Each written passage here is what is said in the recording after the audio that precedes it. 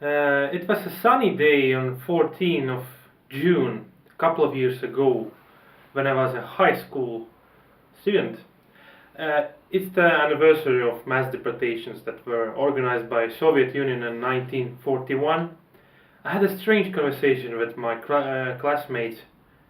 His statement was that why Estonia is all the time highlighting these events.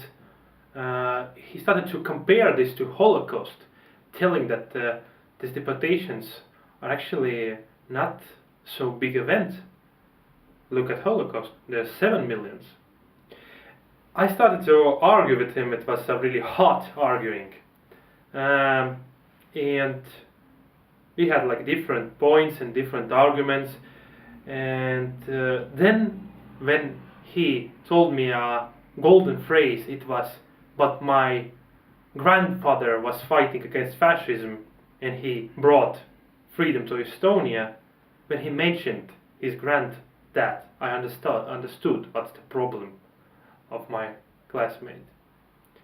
In some kind of way, this act of genocide that happened in Estonia in 41 and 1948, 9 also, in some kind of way, on his mental level, it's connected to his family, because he is from a typical Russian family.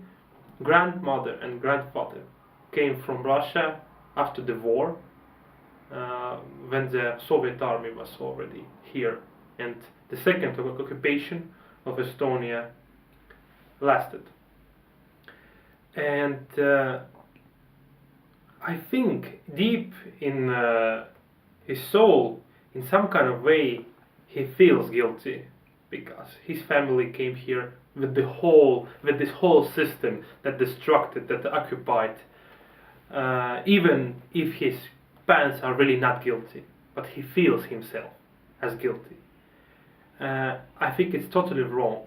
It's the thing that he is saying, no, this is not a big event, I mean deportations. It's actually it is a defense reaction, because he is feeling himself guilty.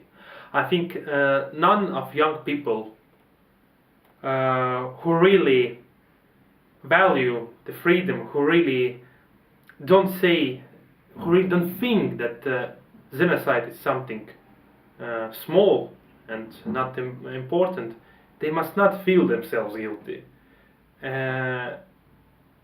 Their aim must be to just hold this experience of their family, hold those memories, and tell their kids how society can change, what can happen if we only in 1 second give bad people, extremely evil people, an opportunity to rule. My name is Sergei Metlev. I'm from Estonia, and I want to exit genocide.